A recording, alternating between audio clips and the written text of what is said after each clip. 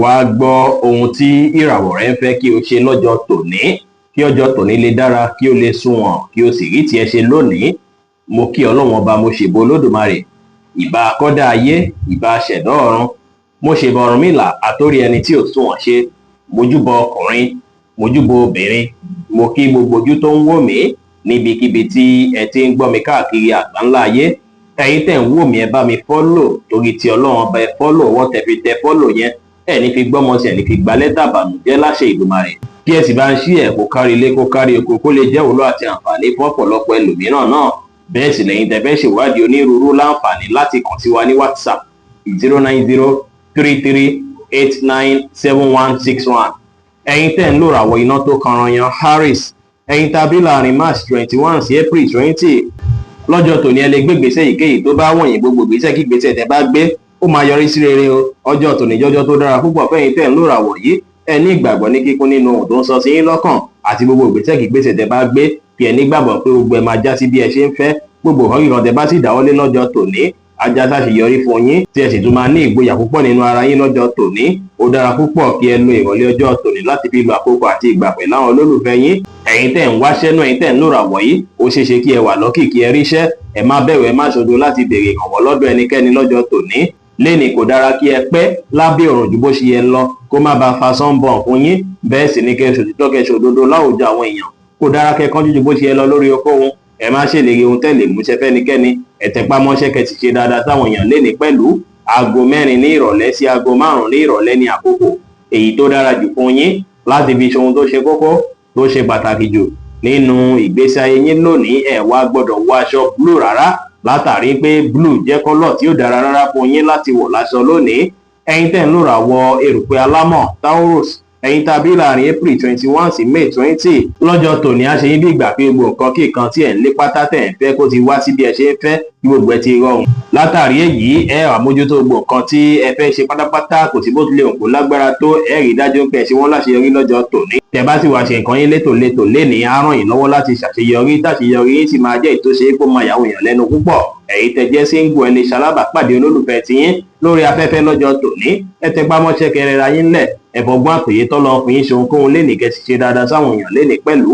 Wáìnì jẹ́ kọ́lọ̀ tó dára jù fún yín láti wọ̀ láṣọ lónìí. Aago 1 ní ọ̀sán sí aago 3 kọjá 30 ìṣẹ́jú ní ọ̀sán ní àkókò èyí tó dára jù fún yín láti fi ṣe ohun tó ṣe kókó tó ṣe pàtàkì jù nínú ìgbésí ayé yín ní ọjọ́ tòní. Ẹ̀yin tẹ́ ń lò ràwọ̀ afẹ́fẹ́ aláwàdà Gemini, ẹ̀yin tàbí láàrin May 21 sí June 21. Ara yín máa yá gágá, inú yín á sì dùn púpọ̀ lọ́jọ́ tòní. Ìrọ̀rùn àti ìfọ̀kànbalẹ̀ lẹ máa fi lọ́jọ́ tòní tí mọ́dọ̀ yín sì máa dára. Ìyẹn á tún ràn yín lọ́wọ́ láàyè iṣẹ́ láti ṣàṣeyọrí, tó sì jẹ́ pé ìrọ̀rùn báyìí lẹ́ẹ̀fi ṣiṣẹ́. Ọjọ́ tòní tó jọjọ́ tó dára púpọ̀ fún tẹ̀yin olólùfẹ́, látàrí pé ó dára kí ẹ create àkókò kẹjọ wà pẹ̀lú olólùfẹ́ yín lọ́jọ́ tòní. Àbíkí ìbáṣepọ̀ yín dára púpọ̀.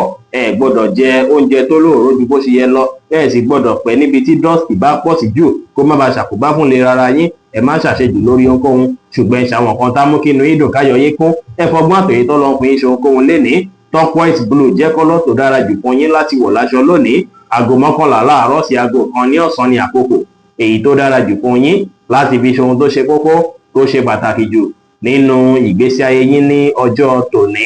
Ẹ̀yin tẹ́ ń lò ràwọ̀ omi agbára Cancer, ẹ̀yin tàbí láàrin June 22 sí July 22. Ó ṣeéṣe kí ẹ wà confused bí ìgbà pé bóyá ìgboyà yẹn ò fi bẹ́ẹ̀ kúnná púpọ̀ tó lọ́jọ́ tòní fún yín. Ṣùgbọ́n ẹ máa tiraka níbi iṣẹ́ lọ́jọ́ tòní láti rí dájú pé ẹ ṣàṣeyọrí, láti rí dájú pé ẹ yanjú gbogbo nǹkan kí kan tí ẹ bá fẹ́ yanjú.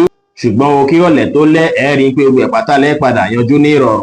Ọjọ́ tòní dára púpọ̀ fẹ́yìn tó ṣe pé ẹ̀ ń wòye sí pé bóyá kẹ́ pàrọ̀ṣẹ́ látijọ́ mẹ́ta. Ẹ láǹfààní láti ṣe bẹ́ẹ̀ lọ́jọ́ tòní. Opportunity iṣẹ́ tó bá jẹyọ lénìí ẹ lè grab ẹ̀ happy ore. Lọ́jọ́ tòní ẹ gbọ́dọ̀ jóúnjẹ tó lóòró ju bó ṣe yẹ lọ. Ó sì dára kí ẹ mọ omi tó pọ̀ dáadáa nítorí ìlera ara yín lọ́jọ́ tòní. Ẹ ní ìrètí pé gbogbo nǹkan ti dára. Ẹ ní ìgbàgbọ́ ní kíkún nínú ara yín. Ẹ free mind yín kí ẹ sì jẹ́ kí ara yín yá gágá pẹ̀lú. Blue jẹ́ kọ́lọ̀ tó dára jù fún yín láti wọ̀ láṣọ lónìí. Aago 5 ní ìrọ̀lẹ́ sí aago 7 ní àṣálẹ́ ní àkókò èyí tó dára jù fún yín láti fi ṣe ohun tó ṣe kókó tó ṣe pàtàkì jù nínú ìgbésí ayé yín ní ọjọ́ tòní. Ẹ̀yin tẹ́ ń lò ràwọ̀ iná tó gbóná riri Leo, ẹ̀yin tàbí láàrin July 23 sí August 22. Ẹ kíyèsára dáadáa lórí nǹkan kí nǹkan tí ẹ bá ń ṣe lọ́jọ́ tòní. Ẹ gbọ́dọ̀ ní kíyèsára. Ẹ ní ẹ rí dájú pé ìwà tó dára lẹ́wù púpọ̀. ẹ hùwà tó dára lọ́jọ́ tòní, ẹ jìnnà sí gbogbo nǹkan kíkan tó bá dàbí iṣu tó lè padà bí wàhálà fún ọ̀tá yín, kẹ́ kíyèsára kẹ́ jìnnà sí. Ẹ má fàyè gba ìjà tàbí ìkọ̀kọ̀ bí iṣu lọ́jọ́ tòní kó má bàa ṣàkóbá fọ́jọ́ iwájú.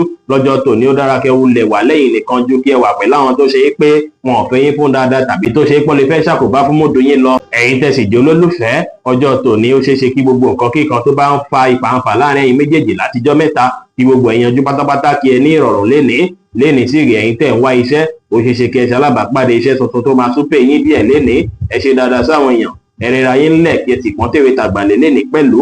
Tí green jẹ́ kọ́lọ̀ tó dára jù fún yín láti wọ̀ láṣọ lónìí.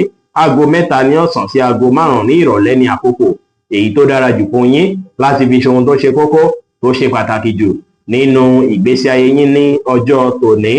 Ẹ̀yin tẹ̀ ń lò ràwọ̀ erùpẹ̀ funfun Virgo, ẹ̀yin tá a bí láàrin August 23 sí September 23, lọ́jọ́ tòní ẹ máa ní ìwòye sí tuntun tó dá yàtọ̀ sí táwọn ẹlòmíràn lọ́jọ́ tòní nípa ìgbésí ayé yín. Àwọn kankan sì ló máa fà bóyá àwọn kankan lè máa experience lọ́jọ́ tòní tó máa jẹ́ kí ìrònú yín kó tún yí padà díẹ̀.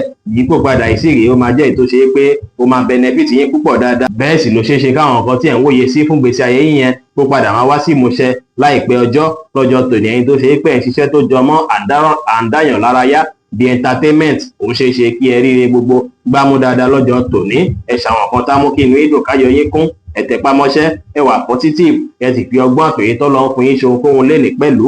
Rẹ́ẹ̀dì jẹ́ kọ́lọ̀ tó dára jù fún yín láti wọ̀ láṣọ lónìí. Aago 3 ní ọ̀sán sí aago 5 ní ìrọ̀lẹ́ ní àkókò èyí tó dára jù fún yín láti fi ṣe ohun tó ṣe kókó tó ṣe pàtàkì jù nínú ìgbésí ayé yín ní ọjọ́ tòní. Ẹ̀yin tẹ̀ ń lò ràwọ̀ afẹ́fẹ́ márìmífín Libra, ẹ̀yin tá a bí láàrin September 24 sí October 23, lọ́jọ́ tòní ó ṣeé ṣe kí ẹ fẹ́ lo àkókò àti ìgbà díẹ̀ láti máa ronú jinlẹ̀ nípa ìgbésí ayé yín. Ẹ máa reflect lórí bí ẹ ti ṣe ń bá bọ̀, ibi tẹ́ dé dúró àtàwọn nǹkan tọ́jọ́ iwájú máa ní fún yín. Lọ́jọ́ tòní tí rèé, nǹkan tí ẹ fẹ́ gbà lérò yìí wá jẹ́ ètò ṣe é pé á ran ìgbésí ayé yín lọ́wọ́, á jẹ́ kí ẹ lè máa ṣe àwọn nǹkan yín létòlétò pẹ̀lú àwọn ìrònú yìí. Ẹ̀yin tó ṣe é pé ẹ̀ ń wá iṣẹ́, ó ṣeé ṣe kí ẹ ríṣẹ́ lọ́jọ́ tòní tó ṣe é pé ẹ sì manage fákòókò díẹ̀ láti wá padà fi wá rí iṣẹ́ tó ṣe é pá tẹ́yín lọ́rùn. Lọ́jọ́ tòní tí rèé, ẹ má finú tọ̀yàn rárá, ẹ má gbára léèyàn rárá, ẹ ṣe nǹkan yín létòlétò, ẹ fọgbọ́n àtòyé tọ́lọ́ fi yín ṣe ohunkóhun, kẹ́ sì ṣe dáadáa sáwọn èèyàn lénìí pẹ̀lú. Aago 2 ní ọ̀sán sí aago 3 ní ọ̀sán ní àkókò èyí tó dára jù fún yín láti fi ṣe ohun tó ṣe kókó tó ṣe pàtàkì jù nínú ìgbésí ayé yín lónìí, tí kọ́lọ̀ brown sì jẹ́ kọ́lọ̀ èyí tó dára jù fún yín láti wọ̀ láṣọ ní ọjọ́ tòní. Ẹ̀yin tẹ́ ń lò ràwọ̀ omi tútù Scorpio, ẹ̀yin tá a bí láàrin October 24 sí November 22, ó ṣeé ṣe kí nǹkan dàbí ìgbà pó le koko díẹ̀ bákan lọ́jọ́ tòní, kódà á lè máa kan yín bákan ṣùgbọ́n ẹ rí dájú pé ẹ mú sùúrù lòkè kàn kó sára yín. Ó ṣeé ṣe kínú dédé bí yín látàrí iṣu tó wáyé láàrin ẹ̀yin àtẹnìyàn kan àbólólùfẹ́ yín kan. Ẹ ṣáà rí dájú pé ẹ wà calm. Tí irúfẹ́ iṣu bẹ́yẹn bá wá padà wáyé láàrin yín, ẹ rí dájú pé ẹ̀yin lẹ kọ́kọ́ nawọ́ ìrẹ́pọ̀ tí wọ́n pé yálágbájá jájọ yanjú ẹ̀ síbẹ̀. Ẹ̀yin tẹ wá ń ṣiṣẹ́ tó jọmọ́ tìjọba tàbí tẹ jẹ́ politician, ó ṣeé ṣe kẹ́ ẹ ríre kan gbámú lọ́jọ́ tòní o. Ẹ mú sùúrù lò kí ẹ gbà láfíà láàyè, ẹ má fọkàn sí gbogbo kan kíkan tí ẹ bá ń retí kó lè wọlé ní ìrọ̀rùn. Bẹ́ẹ̀ sì ni kí ẹ má kanra mẹ́nikẹ́ni. Green jẹ́ kọ́lọ̀ tó dára jù fún yín láti wọ̀ láṣọ lónìí. Aago 3 ní ọ̀sán sí aago 5 ní ìrọ̀lẹ́ ní àkókò èyí tó dára jù fún yín láti fi ṣe ohun tó ṣe kókó tó ṣe pàtàkì jù nínú ìgbésí ayé yín ní ọjọ́ tòní. Ẹ̀yin tẹ́ ń lò ràwọ̀ inú àtùpà Sagittarius, ẹ̀yin tá a bí láàrin November 23 sí December 22, lọ́jọ́ tòní àwọn nǹkan dáadáa máa rọ̀gbà yín ká, agbára káká máa wà fún yín, ọpọlọ yín máa jí pépé, ọkàn yín máa balẹ̀, ọpọlọ yín sì máa ṣẹ́tù dáadáa. Ọjọ́ tòní dára púpọ̀ láti fi gbájúmọ́ àwọn nǹkan tó ṣe kókó fún ìdàgbàsókè iṣẹ́ yín àti ìdàgbàsókè ìgbésí ayé yín. Lọ́jọ́ tòní ẹ lè lo àkókò àti ìgbà pẹ̀lú àwọn olólùfẹ́ yín láti fi gbafẹ́, kò sí wàhálà. Ẹ̀yin tó ṣe é pé ẹ ti apply fún iṣẹ́ látijọ́ mẹ́ta, ó ṣeé ṣe kó pè yín fún interview lọ́jọ́ tòní tàbí kó pè yín fún interview láwọn ọjọ́ tá à ń wò lọ́ọ̀kan yìí. Ẹ rẹra yín ńlẹ̀ lénìí kẹ́ ṣe dáadáa sáwọn èèyàn kí ẹ sì pa àwọn àṣírí ìkọ̀kọ̀ yín mọ́ dáadáa lọ́jọ́ tòní. Brown jẹ́ kọ́lọ̀ tó dára jù fún yín láti wọ̀ láṣọ lónìí. Aago 5 ní ìrọ̀lẹ́ sí aago 8 kù ìṣẹ́jú 15 ní àṣálẹ́ ní àkókò èyí tó dára jù fún yín láti fi ṣe ohun tó ṣe kókó tó ṣe pàtàkì jù nínú ìgbésí ayé yín ní ọjọ́ tòní. Ẹ̀yin tẹ́ ń lò ràwọ̀ erùpẹ̀ lérúkú Capricorn, ẹ̀yin tá a bí láàrin December 23 sí January 19, agbára káká máa wà fún yín tó ra ọjọ́ tòní ni ó. Bẹ́ẹ̀ sì ni ẹ máa gbáradì láti kojú nǹkan kíkan tó bá jẹ lọ́jọ́ tòní. Bẹ́ẹ̀ sì ni títẹpá mọ́ṣẹ́ yín lọ́jọ́ tòní á ràn yín lọ́wọ́ láàyè iṣẹ́. Ẹ̀yin tẹ́ wá ń wáṣẹ́ náà, ẹ̀yin tẹ́ ń lò ràwọ̀ yìí, ẹ lè submit application yín káàkiri lọ́tùn lósì. Ó ṣeé ṣe kẹ́ padà fi àwọn nǹkan tẹ́ submit yẹn kẹ́ fi gain iṣẹ́ kan tó ṣe pé ó máa fẹ́ yín tá tẹ́yìn lọ́rùn dáadáa láwọn ọjọ́ tá à ń wò lọ́ọ̀kan yìí. Ẹ̀yin tẹ́ wá jẹ́ ẹnjìníà náà, ẹ̀yin tẹ́ ń lòràwọ̀ yìí, ẹ máa ríre gbámú dáadáa lọ́jọ́ tòní. Ẹ bá wọn yàn sọ̀rọ̀ pẹ̀lú ìfẹ́, ẹ bá wọn ṣe pẹ̀lú àwàdà àti ẹ̀rín, kí ẹ sì fi ìgboyà ṣe ohunkóhun lè lè dára. Aago 4 kọjá 20 ìṣẹ́jú ní ìrọ̀lẹ́ sí aago 5 kọjá 20 ìṣẹ́jú ní ìrọ̀lẹ́ ní àkókò èyí tó dára jù fún yín láti fi ṣe ohun tó ṣe kókó tó ṣe pàtàkì jù nínú ìgbésí ayé yín lónìí, tí kọ́lọ̀ blue sì jẹ́ kọ́lọ̀ èyí tó dára jù fún yín láti wọ̀ láṣọ ní ọjọ́ tòní. Ẹ̀yin tẹ́ ń lòràwọ̀ afẹ́fẹ́ oníbínú Aquarius, ẹ̀yin tàbí láàrin January 20 sí February 19, lọ́jọ́ tòní ẹ máa wà very ambitious, bí ìgbà pé gbogbo nǹkan tẹ́ ń fẹ́ fún ìgbésí ayé yín kó ti ṣeé ṣe, kó ti rọrùn fún yín. Kò sí bí nǹkan tẹ́ ń gbà lérò bó ṣe lágbára tó, ẹ gbọ́dọ̀ rí dájú pé ẹ ní plan. Tẹ́ bá ti ní plan á dàbí ìgbà pọ́ta yín òkú lójú kan ní. Lọ́jọ́ tòní ẹ rí dájú pé ẹ gbé àwọn nǹkan tẹ́ ń lé, àwọn nǹkan tẹ́ ń fẹ́, ẹ gbé síwájú yín báyìí kẹ́ bá bẹ̀rẹ̀ sí wo bẹ́ẹ̀ fẹ́ iṣẹ́ lé lórí, kí ẹ sì bẹ̀rẹ̀ sí iṣẹ́ lé lórí ní kíákíá. Ọ̀pọ̀ yín lè wá wò pé bóyá fẹ́ bẹ̀rẹ̀ bísínẹ́sì lọ́jọ́ tòní, ṣùgbọ́n o kápítà ó lè má fi bẹ́ẹ̀ sí dáadáa fún yín, ṣùgbọ́n má ṣe wò ìgò yẹ ṣáwà fókọ̀ gbogbo ẹ̀ pátá ó ṣeé ṣe kó yanjú láìpẹ́ láì jìnnà fún yín. Ẹ̀yin tẹ́ ti ń ṣiṣẹ́ ẹ máa ríre gbámúláyé iṣẹ́ yín dáadáa lénìí, bẹ́ẹ̀ sì ni ó ṣeé ṣe káwọn àlàkálà kó fẹ́ jẹyọ lọ́jọ́ tòní. Fún ìdí èyí ẹ rí dájú pé ẹ ṣe prayer ṣáájú kẹ́ tó sùn, kẹ́ sì má sùn láì tọ́nà sùn. Ẹ gbájúmọ́ṣẹ́ kẹ́ lè róre gbámú, ẹ ṣe dáadáa sáwọn èèyàn, kẹ́ pa àwọn àṣírí kọ̀ọ̀kan yín mọ́ pẹ̀lú lọ́jọ́ tòní. Aago 12 kọjá 30 ìṣẹ́jú ní ọ̀sán sí aago 3 ní ọ̀sán ní àkókò èyí tó dára jù fún yín láti fi ṣe ohun tó ṣe kókó tó ṣe pàtàkì jù nínú ìgbésí ayé yín lónìí, tí kọ́lọ̀ yẹ́lò sì jẹ́ kọ́lọ̀ èyí tó dára jù fún yín láti wọ̀ láṣọ ní ọjọ́ tòní. Ẹ̀yin tẹ́ ń lòràwọ̀ omi tí kì í ru Pisces, ẹ̀yin tàbí láàrin February 20 sí March 20, ìrọ̀rùn máa wà fún yín, ẹ sì máa wà ní múdù tó dára púpọ̀, tínú yín máa dùn látòórọ̀ dọjọ́ alẹ́ lọ́jọ́ tòní. Ó ṣeé ṣe kí ẹ láwọn nǹkan tuntun ní àyè iṣẹ́ tó máa mú kí inú yín dùn, káyọ̀ yín kún. Bẹ́ẹ̀ sì lẹ́yìn tẹ́ ń lòràwọ̀ iṣẹ́ ṣe kọ́pọ̀ yín fẹ́ travel yẹn sì rèé á jẹ́ ti ọ̀rọ̀ iṣẹ́ tó sì jẹ́ pé ó máa ran iṣẹ́ yín lọ́wọ́, ràn dàgbàsókè iṣẹ́ yín lọ́wọ́ dáadáa.